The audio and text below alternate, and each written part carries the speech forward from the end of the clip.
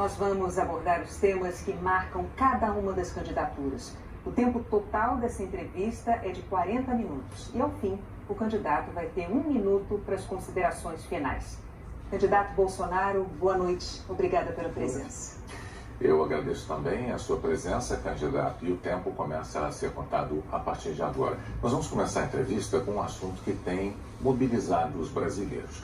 O senhor tem xingado ministros do Supremo Tribunal Federal, tem feito ataques sem prova nenhuma ao sistema eleitoral brasileiro. O senhor chegou, inclusive, a ameaçar não ter eleição no Brasil, como se coubesse ao senhor decidir uma coisa dessas. Candidato, com franqueza, o que é que o senhor pretende, ou o que é que o senhor pretendeu com isso?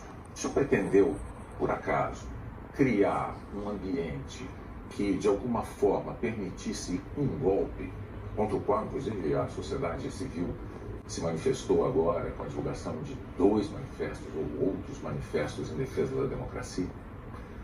Primeiro, você não está falando a verdade quando fala xingar ministros. Não existe. Não existe. É um fake news da sua parte. Outra coisa, eu quero a transparência nas eleições. Vocês, com toda certeza, não leram o inquérito de 2018 da Polícia Federal, que inclusive está inconcluso. E aquela pergunta que eu sempre faço: se você pode botar uma tranca a mais na sua casa para evitar que ela seja assaltada, você vai fazer ou não? Então esse é o objetivo disso que eu tenho falado sobre o Tribunal Supereleitoral. E outra coisa, em 2014 tivemos eleições, no segundo turno o PSDB duvidou da lisura das eleições e contratou uma auditoria. E a conclusão da auditoria do PSDB, que as urnas são inauditáveis. E só para ficar bem tranquilo aqui, mano, em 2018 houve uma denúncia de fraude, e a senhora Rosa Weber determinou que fosse aberto um inquérito pela Polícia Federal para apurar fraude. Que, obviamente, se houve fraude, eu ganhei, quem falou, você ganhou. A PF começou a apuração. E quem informou o que eu vou te falar aqui para a PF foi o Tribunal Superior Eleitoral. Numa das partes do inquérito está assinado pelo chefe do TI do TSE que hackers ficaram por 8 meses dentro do TSE, inclusive com a senha do ministro, de nome Banhos, além de senha de outros 5 servidores. Imediatamente a Polícia Federal pediu os logs, as impressões digitais do que ocorreu nas eleições de 2018. O TSE podia ter informado no mesmo dia, mas 7 meses depois, o TSE informou que os logs haviam sido apagados.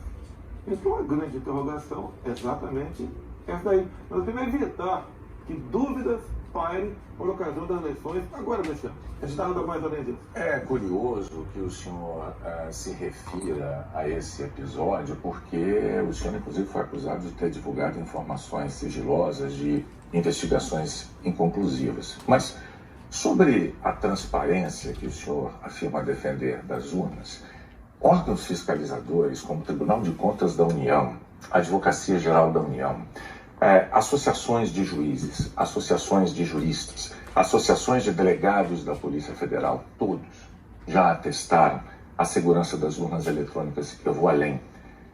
A transparência e a segurança das urnas eletrônicas tem sido motivo de orgulho da maioria da população brasileira. Agora, o senhor começou a sua resposta afirmando que eu tinha cometido fake news. Em nome da verdade, candidato, o senhor xingou o ministro do Supremo de canalha.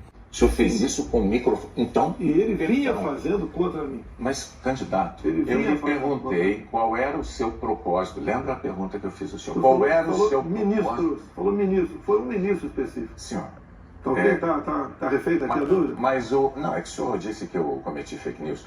Só para esclarecer, a pergunta que eu lhe fiz é: qual era o seu propósito ao xingar um ministro de canalha e ameaçar não permitir que as eleições fossem realizadas, se isso não lhe compete fazer? Não é uma atribuição do presidente da República, é uma atribuição constitucional. Quem vem sendo perseguido o tempo todo por um ministro supremo sou eu. Um inquérito completamente ilegal. E as medidas que enviam sendo tomadas por esse ministro eram contestadas.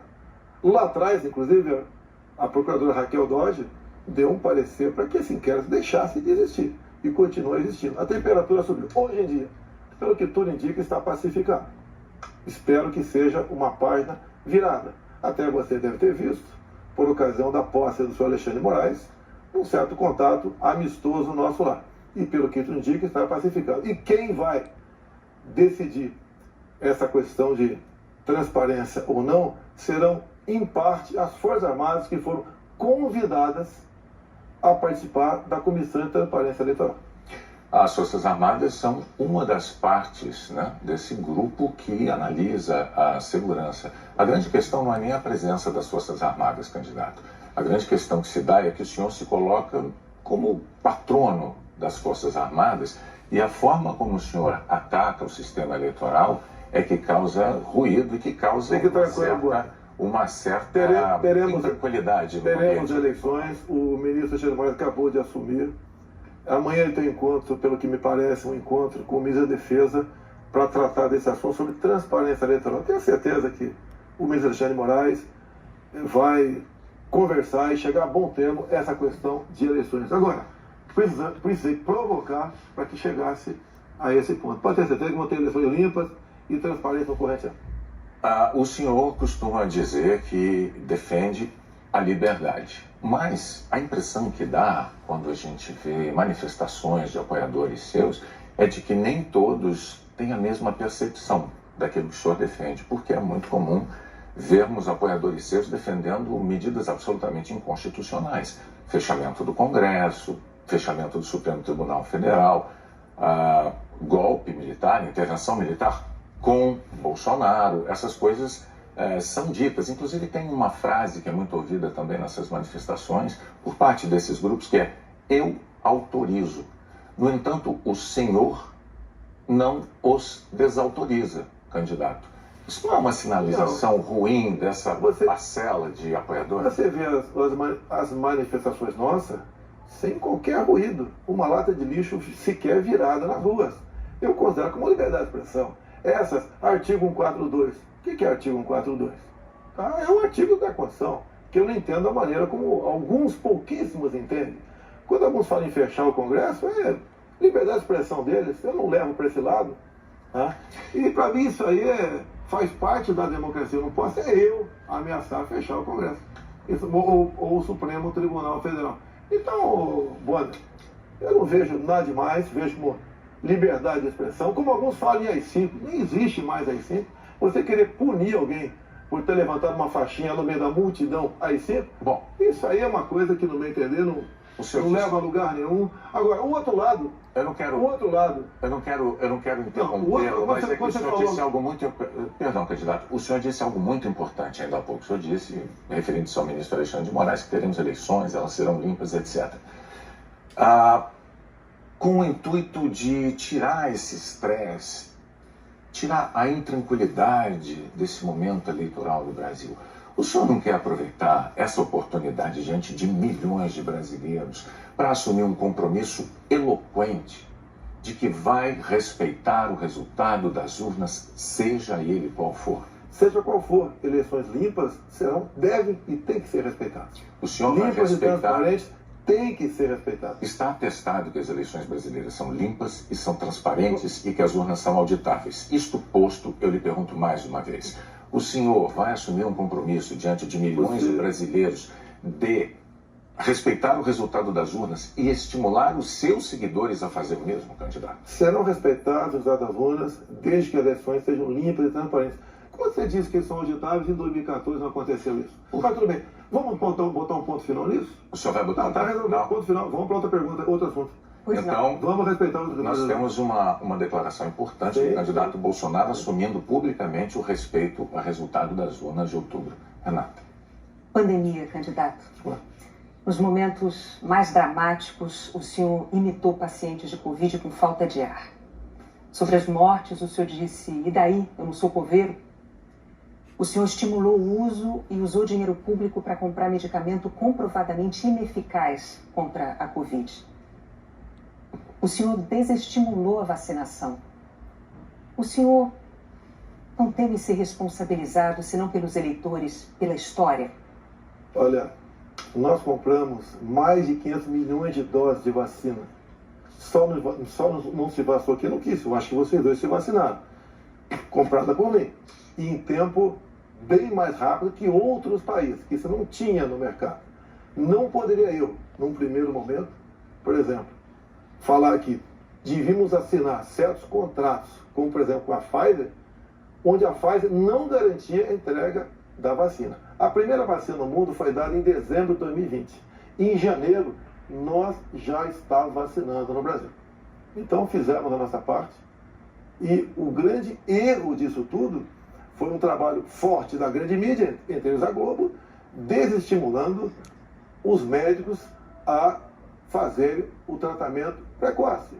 Que isso é conhecido como uma liberdade do médico. Quando algo é desconhecido, como até hoje é desconhecido, antes dos efeitos, possíveis efeitos colaterais da vacina, desaconselhar, inibir, ameaçar, caçar o registro de médicos. Isso que foi errado feito durante a pandemia. Mas, candidato, o senhor desestimulou a vacinação. O senhor não tem nada a ver com liberdade. O senhor chegou a dizer que quem tomasse a vacina poderia virar jacaré. Mas o senhor associou a vacinação ao vírus da AIDS. E mais, quanto às vacinas, a Pfizer esperou 93 dias por uma resposta quando a empresa procurou o governo para tratar de vacina. A Coronavac, o senhor desautorizou o ministro e chegou a suspender a compra da vacina. Não houve suspensão da minha parte. A questão da Pfizer. No contrato da Pfizer estava escrito: não nos responsabilizamos por qualquer efeito colateral. Outra coisa, a Pfizer não apresentou quais seriam os possíveis efeitos colaterais. Eu usei uma figura de linguagem. Jacaré. Figura de linguagem? Sim.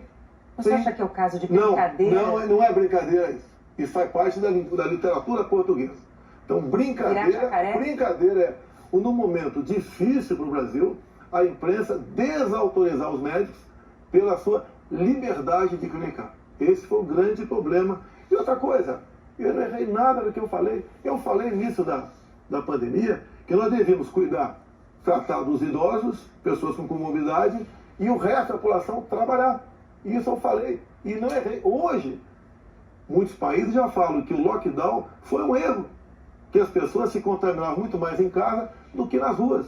E outra coisa, se falava em fazer o que o lockdown? Lockdown 1 mês, 2 meses no máximo para achatar a curva. Durou mais de um ano o lockdown. E até hoje continua gente falecendo por Covid. Ou seja, o lockdown serviu sim para atrapalhar a nossa economia e contaminar mais pessoas ainda em casa. Candidato, mas as medidas socioeconômicas importantíssimas, elas foram adotadas por governos no mundo inteiro justamente para sustentar o fique em casa no pico da pandemia, fique em casa se puder. Para que as pessoas pudessem proteger a própria vida e ao mesmo tempo receber um amparo econômico. Para evitar o colapso dos hospitais, aliás, como nós vimos em Manaus. Pessoas morrendo com falta de oxigênio por um erro de logística e gestão do seu ministro da Saúde. Negativo. Menos de 48 horas estavam chegando já cilindros lá em Manaus. Lá foi uma coisa atípica, anormal, que aconteceu de uma hora para outra. Menos de 48 horas, cilindros começaram a chegar em Manaus de alguns pontos do Brasil. Fizemos a nossa parte em Manaus. Não faltou da nossa parte recursos bilionários para governadores e prefeitos enfrentarem a Covid, construir hospitais de campanha. Então fizemos a nossa parte. Raro país do mundo que fez algo melhor do que nós fizemos. E o resultado, até o OMS reconhece isso daí. Fizemos a nossa parte. O senhor mencionou 48 horas, o fato é que Manaus ficou uma semana, mais de uma semana, 9 dias, sem receber o apoio às pessoas com falta de oxigênio nos hospitais. Não é verdade isso. Agora, não é verdade. Candidato, sobre o seu comportamento, com as frases que eu mencionei, imitando pacientes com falta de ar, muitos viram isso como um sinal de falta de compaixão. Eu queria que você botasse no ar eu imitando falta de ar. Realmente... Mas falta de compaixão...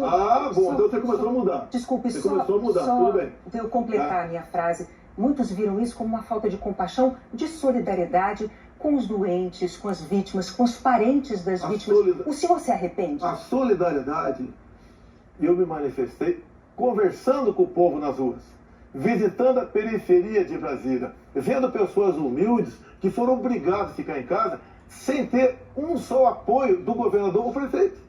Isso que aconteceu. E nós fizemos exatamente o quê? Demos o auxílio emergencial imediatamente. 68 milhões de pessoas humildes começaram a receber o auxílio emergencial. Eles estavam condenados a morrer de fome dentro de casa. Isso não se arrepende das declarações? Ou ir para a rua, fazer o que não queriam. Poderiam ter um caos na rua, caos porque pessoas com fome iam para a rua. Criamos imediatamente o auxílio emergencial. Fizemos a nossa parte. Demos tanto dinheiro para governadores e prefeitos que a gente não tem notícia de eles terem atrasado, foi de pagamento ou até mesmo 13º. E quando tivemos a oportunidade de investigar fraudes, aquela CPI do circo feita por Renan Calheiros, Omar Aziz e Randolfo Rodrigues, não quiseram investigar os desvios de recursos enviados para 9 governadores do Nordeste. Fizemos a nossa parte e tratei com muita seriedade essa questão. Agora, não adotei o politicamente correto. Não estimulei. Inclusive, o que eu falei é que quando foi decidido o que era essencial, o trabalho essencial, eu falei, deve ser todo aquele necessário para o homem ou a mulher levar o pão para dentro de casa. A própria MS concordou comigo nessa questão. Então o senhor chama isso de politicamente incorreto? O senhor não se arrepende do seu comportamento, das frases que fez, imitando pessoas com falta de ar, como solidariedade com as famílias? Você acabou de falar que eu não imitei a falta de ar, voltou a falar em falta de ar novamente. Você voltou a falar em falta de ar novamente. 700 mil mortos. A minha pergunta é muito específica. O senhor se arrepende? Lamento as mortes. Não tem que não perder um parente, um amigo. Lamento as mortes. Agora, não poderia ser tratada a Covid da forma como começou a ser tratada. E quando você fala em tratamento precoce, lembre-se que no protocolo do Mandetta tinha tratamento precoce lá, mas só em casos graves, onde eu não concordei com ele. No início, o protocolo do Mandetta era vá para casa. Quando sentir falta de ar, procura um hospital. Falei, procurar para quê se não tem remédio? E não tinha vacina também naquele momento. Bom, vamos falar de economia? Eu só queria observar, a Renata não retirou observação sobre o fato de o senhor ter imitado pessoas com falta de ar. Ela disse, não. Ela disse que o senhor imitou gente com falta de ar e que faltou também a solidariedade. Foram as duas coisas. Isso eu não respondi. Mas, candidato, o senhor já deixou claro que o senhor acha que mais brasileiros se contaminaram por ficar dentro de casa sem se expor. Não, o senhor disse isso. Nova York, mostra isso aí. O senhor disse isso. Então vamos agora para a economia. Dentro de casa do que fora de casa. Vamos para a economia. Vamos para a economia, que é um tema que o senhor também gostaria de abordar certamente. Em 2018, como candidato, o senhor disse assim, numa entrevista: eu sei do que é que o povo precisa. Inflação baixa, taxa de juros menor, dólar menor.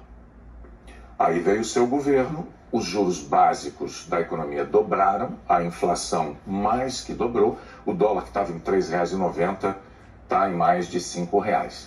É verdade que tudo isso se deu num cenário de pandemia e num cenário também de guerra na Ucrânia. Ocorre que esse cenário não mudou, não é? A pandemia não acabou, infelizmente, e a guerra da Ucrânia é uma realidade ainda. Pergunto, candidato, qual é o seu plano, uma vez reeleito, para cumprir num segundo mandato as promessas que o senhor fez em 2018 para a economia? Primeiro, as promessas foram frustradas pela pandemia, por uma seca enorme que tivemos no ano passado e também pelo conflito da Ucrânia com a Rússia.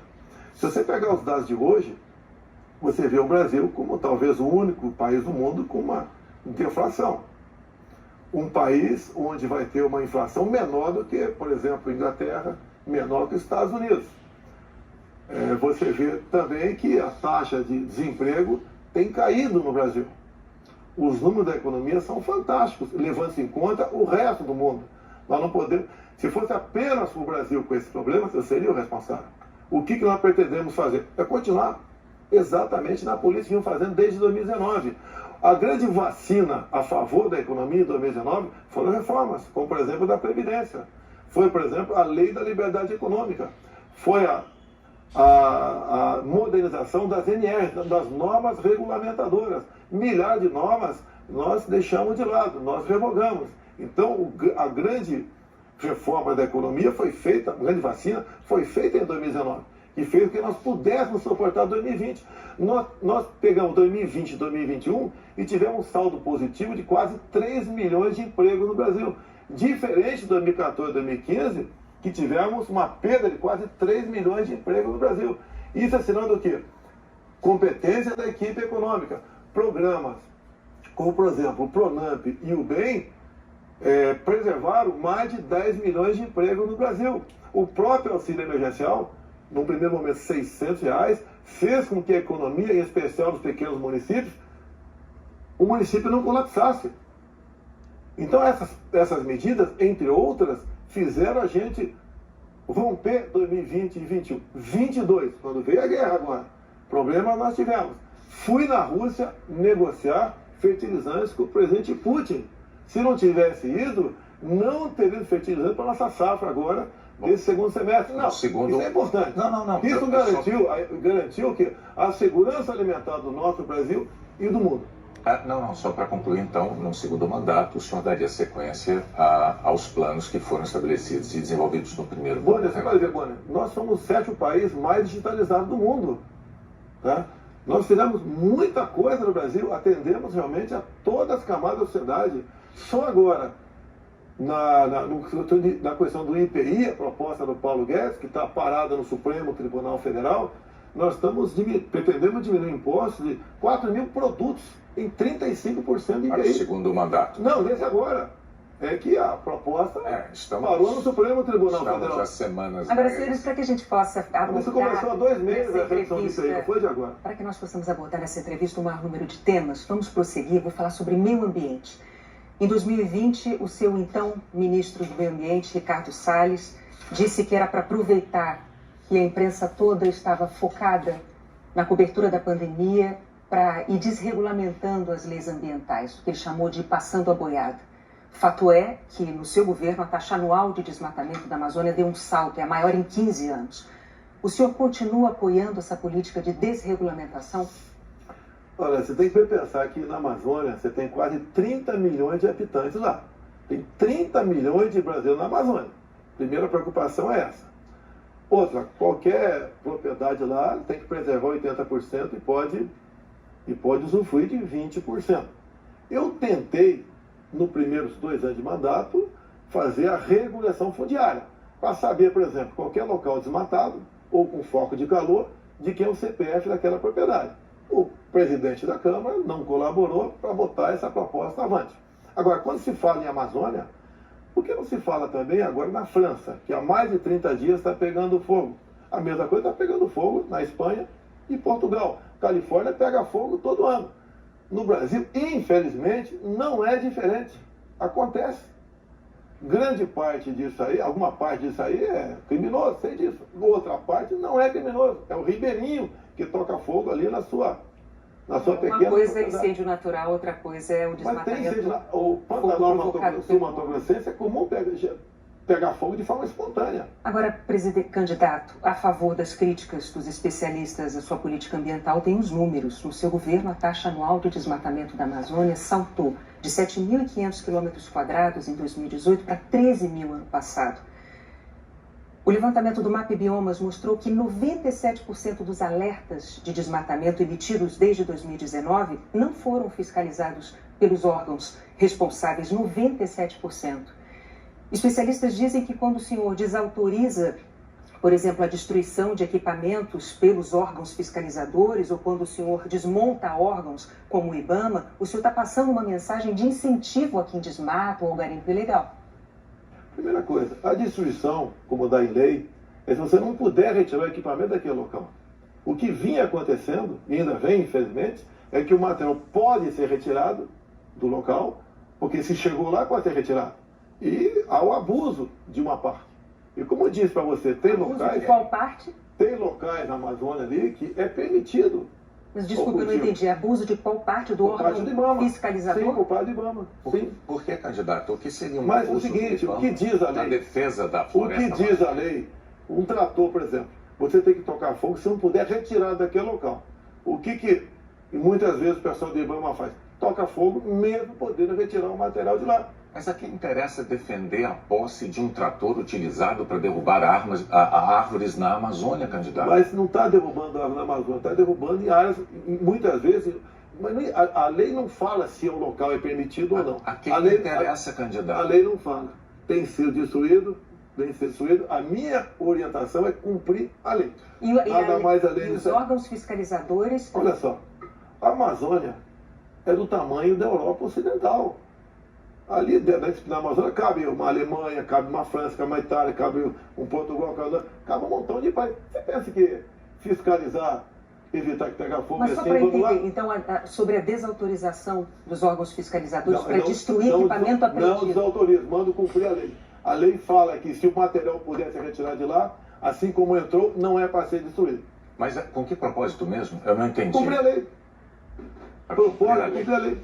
Faz lá dentro, eu tenho aqui uma aspas. Tem quase 30 milhões de pessoas que têm que sobreviver. Eu tenho aqui uma aspas em que o senhor diz que não é para queimar nada, maquinário nem trator. Mas vamos adiante, o fato é que sobre o meio ambiente, em 2018, o mundo tinha uma visão sobre o compromisso ambiental do Brasil. Hoje, o mundo vê o Brasil como um destruidor de florestas. Num segundo mandato, o que o senhor vai fazer para mudar essa imagem? Primeiramente, destruidor de floresta. É uma mentira. Ninguém quer destruir floresta, né, por livre e espontânea vontade. O acordo Mercosul-União Europeia estava travado. Com os problemas agora da guerra, Ucrânia, Rússia, a União Europeia quer acelerar o acordo conosco para o Mercosul. Dizer mais, a Alemanha está usando combustíveis fósseis. Por quê? Se eram os países que diziam que nós devíamos cada vez mais buscar aí energia limpa. Concordo com eles, mas a realidade é outra completamente diferente. Não é a realidade aquilo que aquilo que a gente acha que deve ser, é o que tem que ser. Países da Europa já estão em contato conosco, por exemplo, atrás do hidrogênio verde. O Brasil será uma grande potência fornecedora de energia hidrogênio verde. Como já temos acertado, né, no limite máximo, temos até o equivalente a 50 Itaipus na costa do Nordeste. E nós vamos exportar esse hidrogênio verde para a Europa toda. Ou seja, o Brasil é um exemplo para o mundo. Você pega, está na minha frente por coincidência aqui, por exemplo, as áreas reservadas em países outros para a agricultura, não é pecuária, é agricultura. Somente a União Europeia é de 45% a 65%. Você pega países como a Alemanha, 56% para a agricultura. Você pega o Reino Unido, 63% para a agricultura. O Brasil preserva 2/3, 66% da sua área verde. O Brasil não merece ser atacado dessa forma. Porque, no fundo, há um interesse no agronegócio. É deixar o Brasil de lado. Agora, cada vez mais o mundo vê, uma própria presidente do OMC disse, há 2 meses, 3 meses atrás, disse o quê? Que o mundo, sem o agronegócio do Brasil, passa fome. Ou seja, a realidade está aí. Vamos ver se o Brasil consegue mudar essa imagem. Vamos tentar mudar, sim. Bom, vamos falar de política agora, candidato. Muito importante isso agora. Está também nas atenções por motivos claros. Em 2018, o senhor candidato à presidência, o senhor se apresentava como o candidato da antipolítica e o candidato contra o Centrão. Na convenção do seu partido, o general Heleno chegou a cantar, se gritar, pega Centrão, não fica um, trocando a palavra ladrão por Centrão, etc. Isso ficou muito famoso. Hoje, a verdade é que o Centrão, ele é a base do seu governo. Na semana passada, quando o senhor estava saindo lá do Palácio da Alvorada, inclusive o senhor enfrentou lá um incidente com aquele youtuber que foi cobrar do senhor essa aliança do seu governo com o Centrão. Eu pergunto, por que eleitores como aquele, que se sentem traídos pelo senhor, acreditariam nas suas promessas de agora? Você está me estimulando a ser ditador. Eu, candidato? Você. Porque o Centrão são mais ou menos 300 parlamentares. Se eu deixar de lado, eu vou governar com quem? Não vou governar com o parlamento. Então você está me estimulando a ser um ditador. São 513 deputados. 300 são de partidos de centro, pejorativamente chamados de centrão. O lado de lá, os 200 que sobram, o pessoal do PT, PCdoB, PSOL, Rede. Não dá para você conversar com eles. Até eles não teriam número suficiente para aprovar sequer um projeto de lei comum. Então, os partidos de centro fazem parte, grande parte, da base do governo, para que nós possamos avançar em reformas. como temos avançado em muitas coisas. Como, por exemplo, através do Centrão, nós conseguimos o Auxílio Brasil de R$600 para 20 milhões de famílias. Dá para imaginar isso? E olha só, os partidos de esquerda votaram contra o parcelamento dos precatórios, que era condição para a gente dar lá atrás R$400 de Auxílio Brasil para esses mais necessitados. Então o PT votou contra o Auxílio Brasil de 400. Não, votou contra a questão dos precatórios. Parcelamento, porque sem parcelamento você não tem como conseguir recursos no orçamento para pagar os 400. Assim como agora o PT também votou contra, tá? Ou melhor, discursou contra os R$600 e votou favorável. A questão política dele. Assim como a questão de poucos meses, para diminuir o preço da gasolina no Brasil, todos os senadores do PT votaram contra a redução do semestre no Senado. Agora vamos lá, candidato. Agora, como é que eu vou trabalhar com o parlamento sem os partidos de centro? Mas a questão, o senhor disse que eu estou estimulando o senhor a ser ditador. Está estimulando, sim. Por favor, candidato. Não, longe de mim, não, eu não estimulei nada. É que a questão é a seguinte. Em 2018, o senhor chegou a dizer, até com propriedade, que governos anteriores tinham feito alianças com o Centrão. Mas o senhor disse criticamente que esses governos anteriores tinham feito nomeações com interesse político partidário e que isso tinha tudo para dar errado. O senhor chegou até a concluir assim: por isso eu não integro o Centrão. Mas recentemente, há dias, o senhor, com muita naturalidade, disse assim: eu sempre fui do Centrão, eu vim do Centrão. Aí eu tenho que perguntar ao candidato, em nome da clareza para os eleitores, em qual dessas duas afirmações o eleitor deve acreditar? O senhor sempre foi do Centrão? Ou o senhor, como disse em 2018, diz: eu nunca fui do Centrão por esse motivo? No meu tempo não era Centrão, não existia Centrão. Como assim? No meu tempo, esses partidos que eu já integrei não eram tidos como partido central. Agora, o importante, o importante, nós estamos num governo sem corrupção.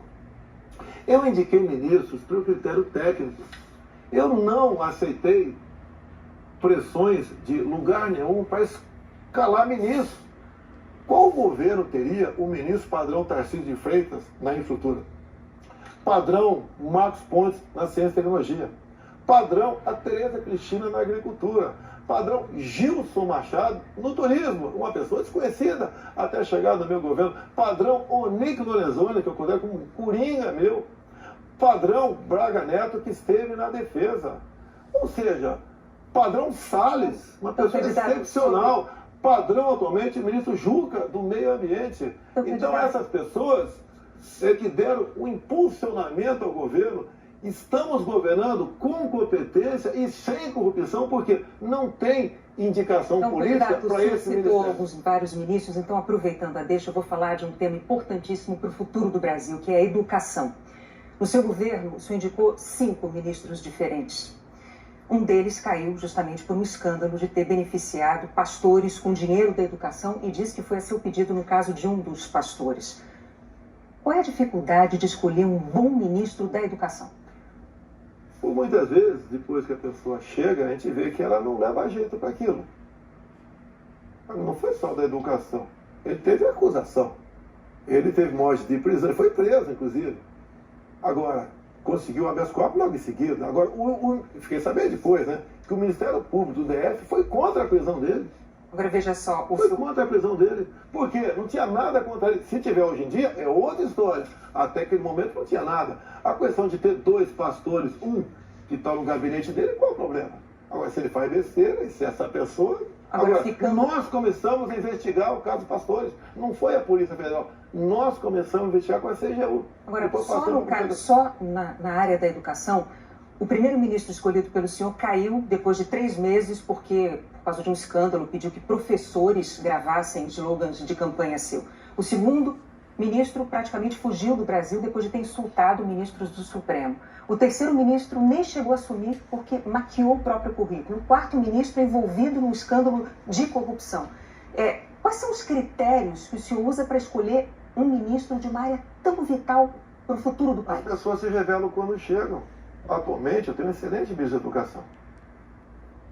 Acontece, igual um casamento, muitas vezes. O senhor concorda que essa alta rotatividade prejudica? O ideal era não ter rotatividade nenhuma, mas acontece. Outros ministros foram trocados também.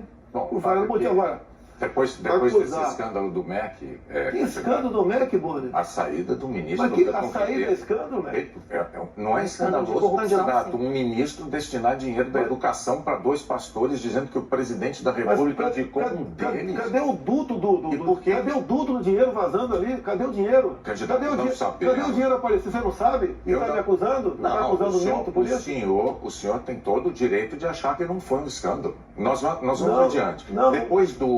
Depois do caso do ministro Milton Ribeiro no MEC, o senhor atenuou um pouco o seu discurso de que não havia corrupção no seu governo. Antes não tinha corrupção. Hoje, o senhor diz que os casos pipocam. Os casos pipocam de corrupção no seu governo. Bom, ao mesmo tempo, vão se acumulando denúncias de interferências suas na Polícia Federal, que é um órgão de Estado, não é um órgão de governo, e um órgão de Estado que o senhor prometeu prestigiar. Como é que o senhor explica para o eleitor essa mudança da sua postura da eleição de 2018 para cá, candidato? Primeiramente, quem me acusou de interferência da PF foi o ex-ministro Sérgio Moro. Falou que a prova da interferência estava numa sessão reservada nossa. Bem, eu não queria, a sessão foi gravada, eu não tinha obrigação de entregar ali a fita. O senhor teve 4 diretores gerais da Polícia Federal e a cada eu não tinha obrigação de entregar a fita. Entreguei a fita. Foi revelado, até com muitos palavrões, a reunião de ministros. Não acharam nada. O que acontece? Eu, quando entrego o ministério para alguém, eu dou o ministério para aquela pessoa agir. Tá? A Polícia Federal, com a saída do Sérgio Moro, melhorou e muito na apreensão de drogas, na apreensão de numerários, tá? Em operações, melhorou muito. Em armamento, melhorou. E as pessoas vão mudando. Por exemplo, quando o André Mendonça saiu, porque ele foi para o Supremo Tribunal Federal, eu não considero uma saída da parte dele. Atualmente, temos um delegado da Polícia Federal à frente do Ministério da Justiça. Agora, ninguém comanda a PF, Boni. Se pudesse comandar, o Lula teria comandado, a Dilma, o Temer, seja lá quem for. Ninguém consegue comandar a polícia dessa forma, como você está falando aí. É que a Associação dos Delegados da Polícia Federal divulgou recentemente um documento com críticas, né? Eles afirmaram que o senhor e a sua equipe de governo trouxeram desgaste, eu estou lendo aqui os termos dele, trouxeram desgaste à imagem da instituição Polícia Federal e também prejuízos para os policiais federais. E que falas suas, candidato, jogaram desconfianças sobre a autonomia e sobre a imparcialidade da Polícia Federal, que goza de autonomia já há alguns anos, como ninguém poderia negar. Qual é a sua posição, então, diante de um documento com uma queixa, uma acusação como essa da Associação Nacional dos Delegados? Primeiro, eu acabei de confirmar que não tem interferência, que gosta de autonomia. Outra coisa, peraí, eles acabaram de mostrar para mim que não tem interferência, gosta de autonomia. Eles dizem que o senhor jogou, as suas palavras jogaram desconfiança sobre a autonomia da PF. Não. Acabaram de falar que eu estou certo, não tem interferência lá. Contrário. Outra coisa, eles queriam uma reestruturação de carreira agora. Eu achei até justo. Mas outras categorias não concordavam com isso, sem serem beneficiadas também. E daí começou um movimento por parte de alguns delegados da PF, contrário à minha posição, que desagam numa nota como essa daí. Eu queria, inclusive, reestruturar a Polícia Rodoviária Federal, que era bem mais fácil, menos onerosa. Os delegados, essa mesma associação, não topou fazer isso aí. Então, ainda uma briga política, salarial, por trás disso. Candidato, o senhor agora tem 1 minuto para as suas declarações finais. Pois é, passou rápido. Eu queria ficar algumas horas com vocês aí. Tá? Quando o senhor começar, a gente começa a contar o tempo. Vamos lá. O que eu tenho a falar com a população brasileira? Peguei o Brasil numa situação crítica, na questão ética, moral e econômica. Começamos a trabalhar. Tá? Fizemos muitas reformas em 2019. Infelizmente tivemos a Covid. Depois tivemos a guerra lá fora. Tá? Tivemos uma seca enorme. E nós fizemos tudo o possível para que a população brasileira sofresse o menos possível. Isso nós fizemos. Hoje você nota o preço do combustível caiu assustadoramente, nada de canetada, com um trabalho nosso junto ao Parlamento brasileiro, conseguimos R$600 de Auxílio Brasil para 20 milhões de pessoas mais pobres, conseguimos a transposição do São Francisco, que estava parado desde 2012, levando água para o Nordeste. Nós pacificamos o MST, titulando terras pelo Brasil, e 90% dessa titulação foram para as mulheres. Criamos o PIX, tirando dinheiro de banqueiros, fazendo com que a população pudesse se transformar muitos em pequenos empresários, um PIX sem qualquer taxação em cima do PIX. Anistiamos 99% da dívida de 1 milhão de jovens junto ao FIES. Encerrou? Acabou. Muito obrigado aí, até a próxima. E boa, né? Renato, até a próxima. Renato, mais uma vez, muito obrigado por ter vindo e por ter prestado esses esclarecimentos ao público telespectador, aos eleitores brasileiros.